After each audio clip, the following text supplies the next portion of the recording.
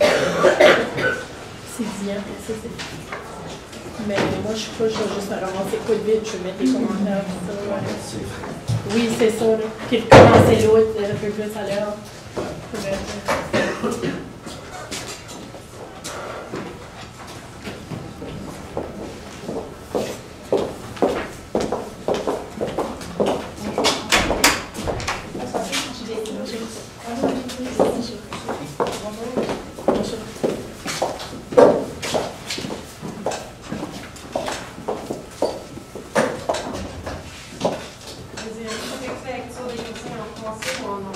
En français. Chaque équipe dispose de 20 minutes afin de présenter son cas au juge. J'afficherai un carton pour les 10, les 5 et les 2 dernières minutes et les 30 secondes restantes. Lors des 10 dernières secondes du discours, j'indiquerai à l'aide de mes deux mains le nombre de secondes restantes. Une équipe n'ayant pas terminé sa présentation après 20 minutes se verra arrêtée afin de passer à la période des questions. Une période des questions d'une durée maximale de 5 minutes est allouée au jury à la fin de la présentation. Je tiens à rappeler au jury qu'il est obligatoire de poser au moins une question lors de cette période. J'inviterai maintenant les juges représentés et vous pourrez ensuite débuter. Bonjour, mon nom c'est Marie-Pierre, je suis gestionnaire chez Assomption Vie. Bonjour, mon nom c'est Pablo Montreuil, je suis président du groupe Conseil Sparks. Okay. Merci beaucoup. Donc, aujourd'hui, nous sommes devant une situation qui est, oui, complexe, mais ma foi fort intéressante. Assomption Vie, vous êtes un leader dans votre domaine au niveau des provinces de l'Atlantique, mais vous êtes aussi un excellent mobilisateur au niveau de vos employés, mais aussi de vos clients. En réalité, c'est votre raison d'être. Bref, vous avez la recette gagnante. Mais des fois, on désire faire évoluer la recette. À ce moment-là, on atteint les dosages. On atteint aussi le moment opportun de mettre les bons ingrédients. Et c'est pour ça que nous sommes là aujourd'hui, mes collègues Sophie, Jessie, ainsi que moi-même Audrey, pour vraiment aller mettre l'ingrédient secret qui va faire de votre recette pas seulement un succès, mais aussi qu'elle sera mémorable. Bref, aujourd'hui, on va y aller à l'ancienne. Si ça fonctionne. OK. Aujourd'hui, ce qu'on veut, c'est vraiment permettre à Assomption Vie d'atteindre ses objectifs en matière de gestion du changement, mais aussi de rester efficace, innovateur et aussi compétitif. Telles sont votre façon de fonctionner depuis déjà plus de 100 ans. Au niveau du plan, bien sûr, on va regarder Assomption Vie. Vous êtes quoi aujourd'hui et où c'est qu'on désire vous voir? C'est quoi défi, risque? Donc, notre façon qu'on a compris exactement le mandat que vous nous avez confié aujourd'hui. Et nous allons y aller vraiment avec le cœur du sujet, donc les recommandations que nous avons pour vous, pour finaliser avec un budget, des échéanciers et une belle synthèse à la fin. Donc, je laisse la parole à mes collègues qui vont vraiment aller dans le cœur du sujet, donc tout ce qui est le côté mise en action. Oui, donc ça, on va un peu avec qui vous êtes, votre situation actuelle. Comme ma collègue vous l'a mentionné, ça fait plus de 100 ans que vous êtes déjà sur le marché, donc on vous connaît. Vous êtes engagé au sein de la communauté, vous redonnez beaucoup, vous avez redonné entre 4 millions, si je me souviens bien, à la communauté, vous redonnez aussi en bourse. Donc à ce niveau-là, votre image externe est vraiment établie sur le marché. L'expansion continue, vous cherchez toujours à avoir une croissance. Vous voulez encore engager pour l'année 2017. Donc, à ce niveau-là, on voit que vraiment, vous avez une opportunité, puis vous avez des idées innovatrices. L'orientation client, vous voulez vraiment offrir un service en main, un service client personnalisé. Donc, à ce niveau-là, c'est une belle opportunité pour vous. Vous avez des solutions innovatrices. Vous avez été nommé employeur de choix dans l'année 2016. Donc, à ce niveau-là, comme j'ai mentionné, votre marque sur le marché à l'externe, elle est vraiment bien établie. Vos pratiques RH sont tournées vers l'humain. Vous avez des valeurs, l'innovation, vraiment la responsabilisation. Donc, vous avez des belles valeurs pour vos pratiques ressources humaines. Puis, vous avez une proactivité des gestionnaires. Donc, présentement, vous nous avez donné un mandat pour la gestion du changement. Vous savez que ce n'est pas une situation critique qu'on a présentement, mais vous voulez vraiment y aller avant que ça arrive. Donc, à ce niveau-là, c'est très bien. Par contre, vous avez aussi quelques petits défis. Donc, division des bureaux non optimale. Vos bureaux présentement sont beaucoup divisés dans différents étages. Vous n'avez pas la capacité optimale de l'étage. Donc à ce niveau-là, la synergie de l'équipe, ça peut être à revoir. Beaucoup de recrutement à venir. Donc à ce niveau-là, vraiment, il va falloir regarder comment on peut gérer le recrutement avec la gestion du changement pour qu'il n'y ait pas de démotivation lorsque vos nouveaux employés vont arriver. Résistance au changement des employés. Vous nous avez mentionné qu'il y avait peut-être un petit conflit intergénérationnel dans l'entreprise. Donc à ce niveau-là, on va voir qu'est-ce qu'on peut faire. Puis la perception d'inéquité à l'interne, c'est vraiment exactement comme je viens de le mentionner, vos employés plus anciens qui ont des bureaux fermés par rapport aux bureaux non fermés. Donc on va vraiment regarder ensemble qu'est-ce qu'on peut faire avec ça. Donc les objectifs qu'on vise aujourd'hui à réaliser avec vous dans le mandat, c'est vraiment une communication efficace, vraiment tout au travers de l'organisation. Puis des employés impliqués et mobilisés, donc qui comprennent le changement, la perception d'équité à l'interne, un engagement organisationnel accru, donc vraiment à ce niveau-là qu'on va aller travailler ensemble aujourd'hui. Donc, un réaménagement des bureaux, c'est vraiment le défi qu'on a perçu aujourd'hui par rapport au changement. Ça rapporte différents petits défis, donc la situation de changement, voir à quel niveau on peut aller le positionner, la modification de la culture organisationnelle. Oui, vous avez des belles valeurs, mais en ce moment, on voit que votre changement veut tendre à aller rejoindre ces valeurs-là, donc il y a un petit changement organisationnel. Perception d'iniquité due au changement. Comme j'ai mentionné, vraiment, vos employés qui ont plus de 5 ans d'années d'expérience ont des bureaux fermés, mais ce n'est pas la totalité de vos employés qui ont des bureaux fermés. Donc, à ce niveau-là, il peut y avoir une iniquité pour eux qui ont des bureaux vraiment plus à air ouvert. Donc, comment on va aller pallier ça? Ça va être d'emmener les employés à comprendre et à percevoir le changement de façon stimulante. Donc, pas nécessairement qu'ils le voient positif, mais qu'ils soient d'accord avec le changement. Donc, on va vraiment aller enlever la rétention.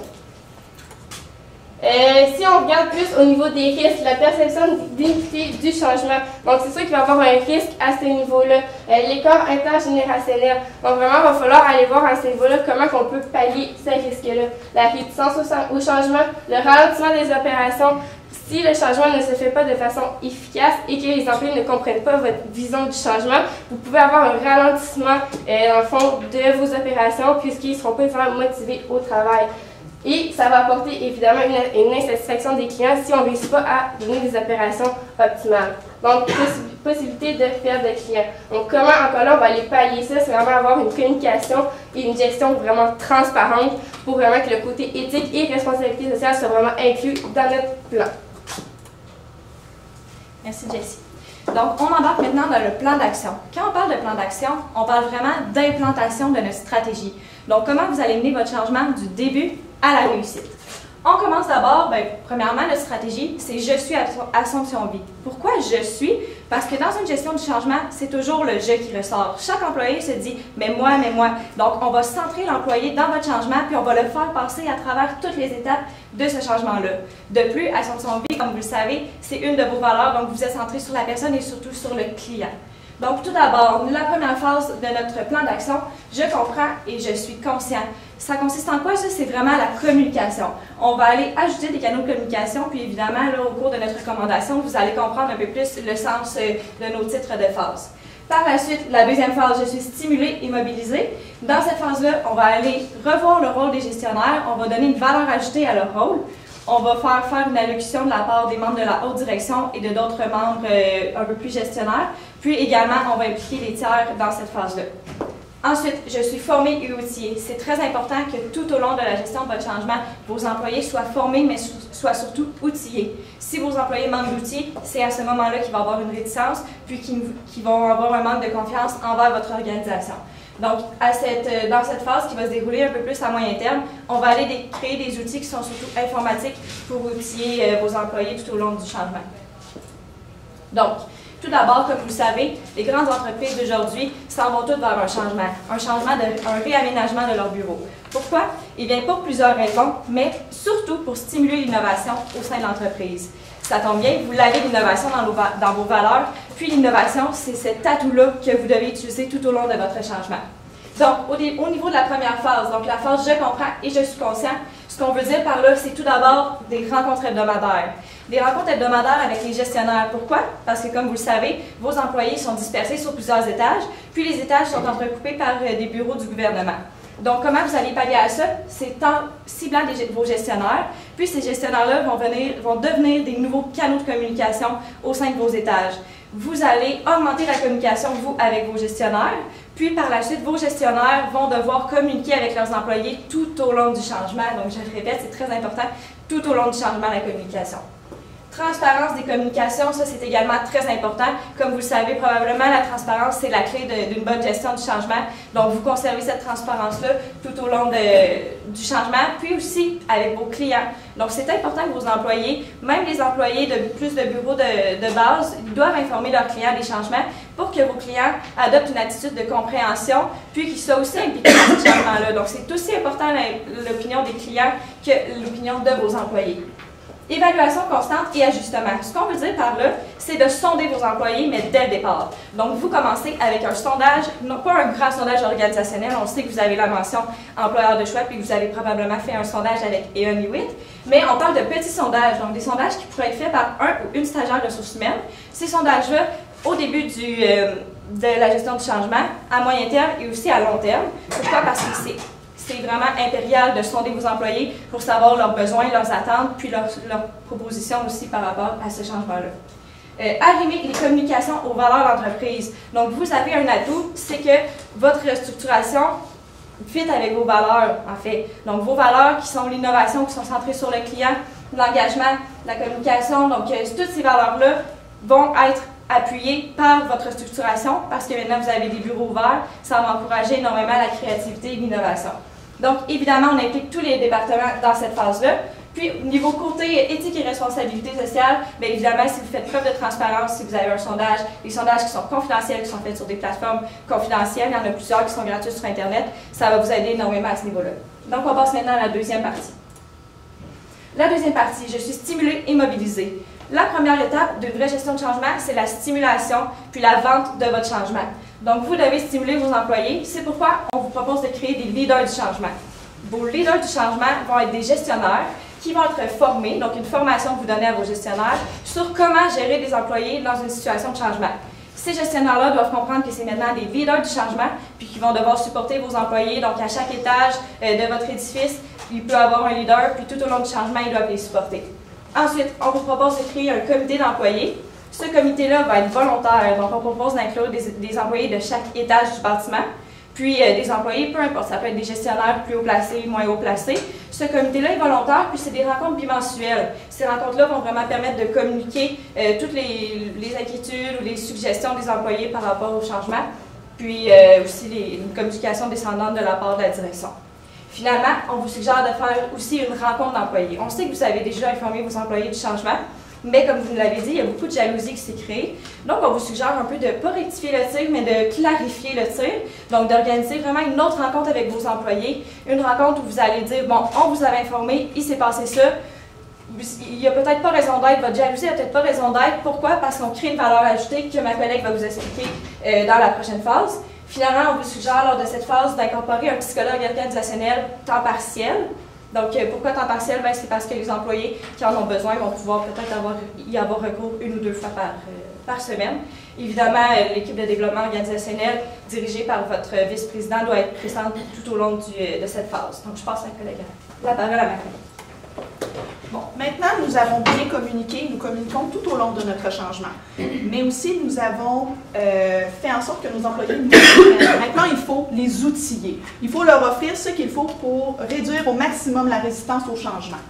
Donc, ce qu'on propose ici, c'est « Je suis formé et outillé ».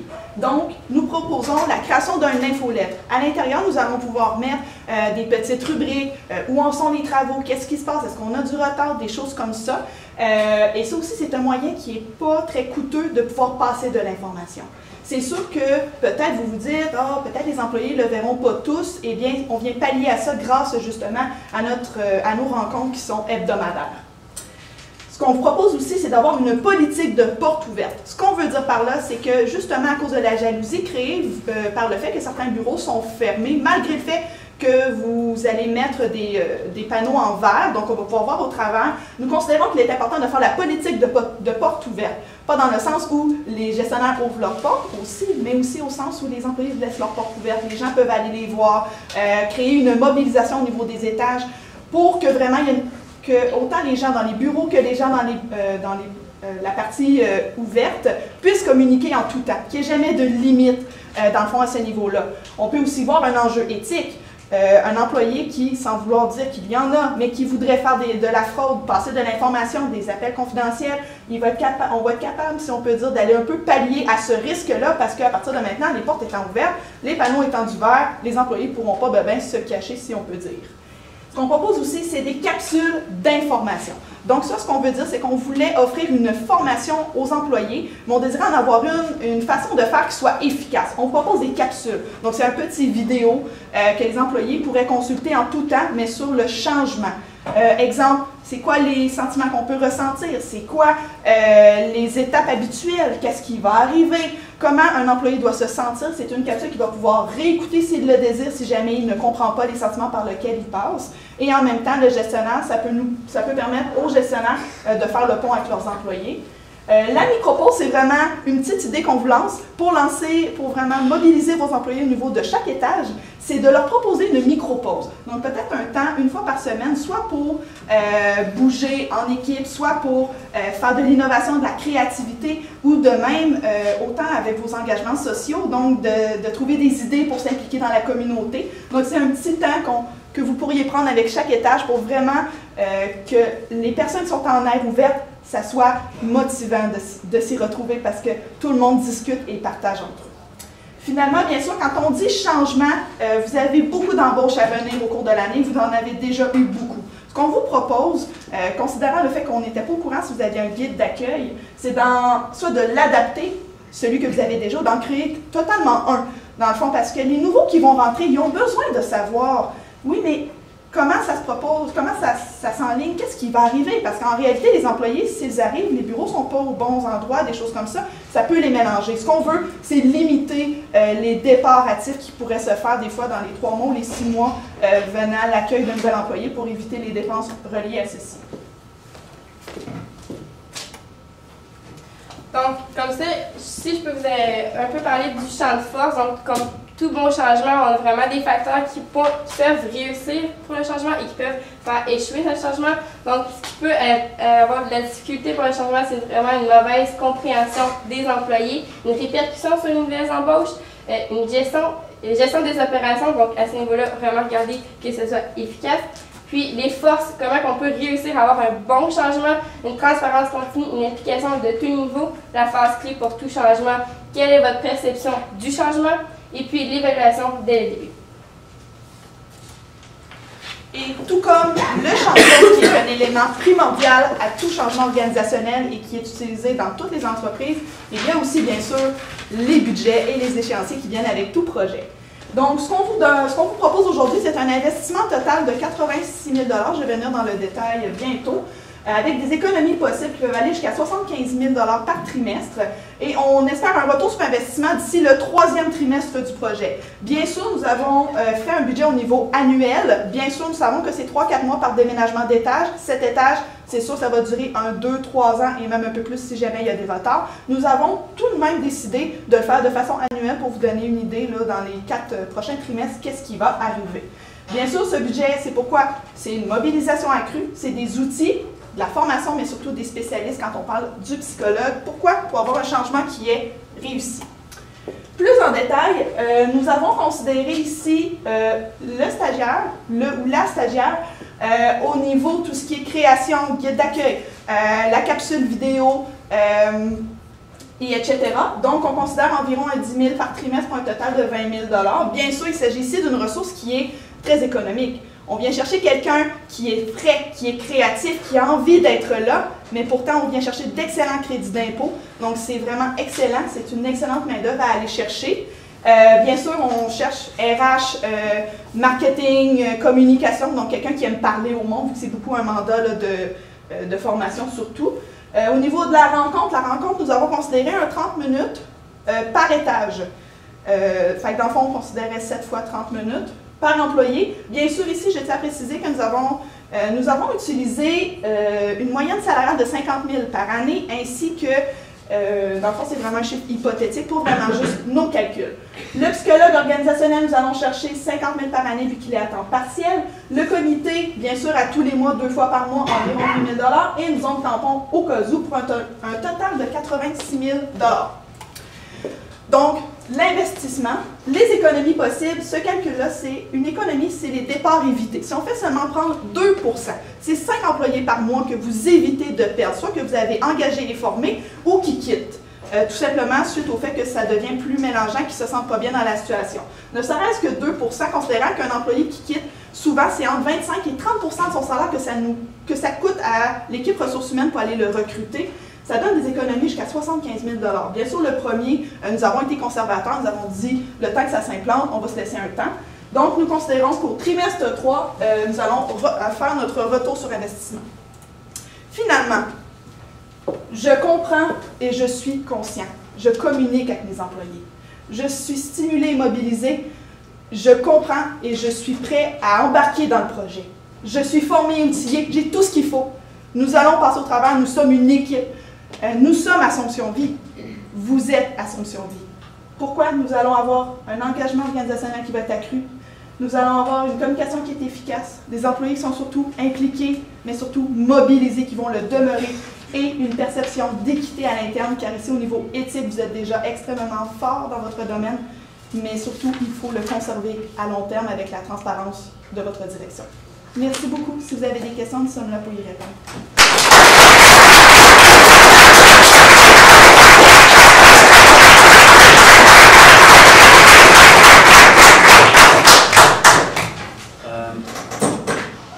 Je suis stimulé et mobilisé.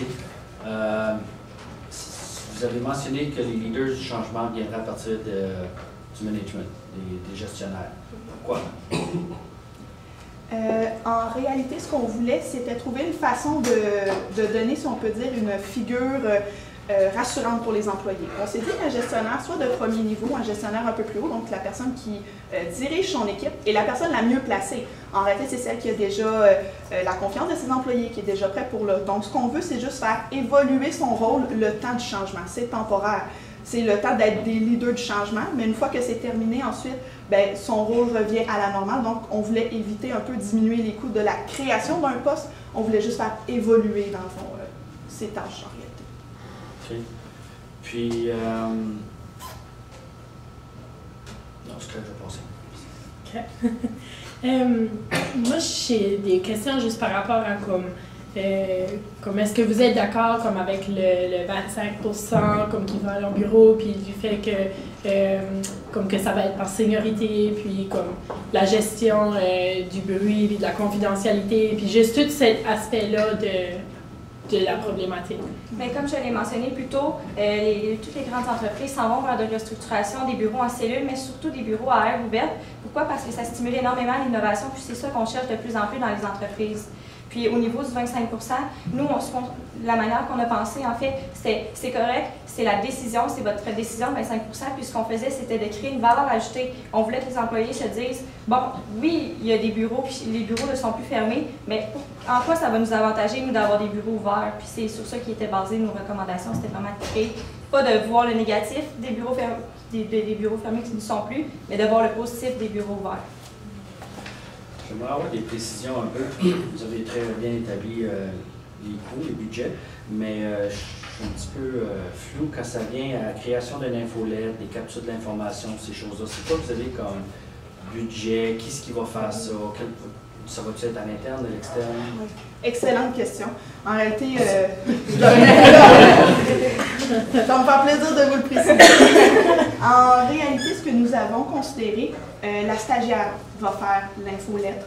Donc, elle va pouvoir créer, excusez l'expression, le template. Et elle va pouvoir ensuite faire tout ce qui est l'application de l'infolette.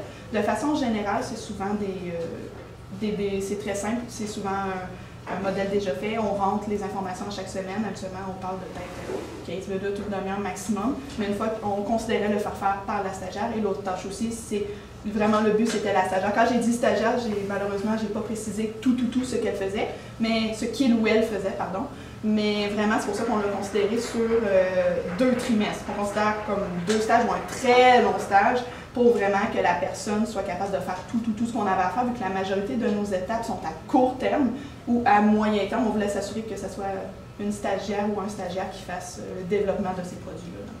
Ça s'applique aussi pour les capsules d'information. Vous avez parlé de vidéos ou des choses comme ça. Oui, c'est pour ça qu'on désirait peut-être aller chercher une stagiaire, soit un ou une stagiaire, pardon, communication marketing, RH, des personnes très axées sur la formation, des bons parleurs, des personnes qui ont beaucoup d'entre-gens, parce que ça, c'est le genre de choses là, qui peut se faire facilement. On a des outils là, sur Internet pour aller faire des vidéos, des choses comme ça.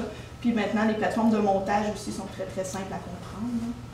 Moi, j'avais une question par rapport à l'infolette. Comme vous avez dit, je pense que vous avez dit comme par semaine de faire une infolette puis tenir à jour. Puis, comme c'est juste, tu sais, il y a des rénovations puis les choses changent souvent. Tu sais, il y a des délais, puis il y a quelque chose qui est arrivé qu'on ne s'attendait pas, ou tu sais, une décision qui a changé en cours de route pour raison de coût, raison que... Fait, je me demande juste comment est-ce que vous pensez s'y prendre par rapport à, tu sais, les employés, on va leur donner de l'information, puis on change d'idée, puis là, on revient là-dessus, puis là, ils pensaient, c'est le mois d'avril, puis là, c'est rendu le mois de juin, puis comment est-ce que... Bien, en fait, on a 2 outils pour ça. On a justement les leaders qui sont les gestionnaires qui, eux, vont pouvoir faire le message, mais on a aussi le comité d'employés qu'on a mis sur pied. Ce comité-là, étant donné qu'il était formé des employés de chaque étage, lors des réunions, va pouvoir mettre à jour leurs collègues par la suite, suite à leur réunion, donc ils vont pouvoir être informés de cette façon-là. Merci.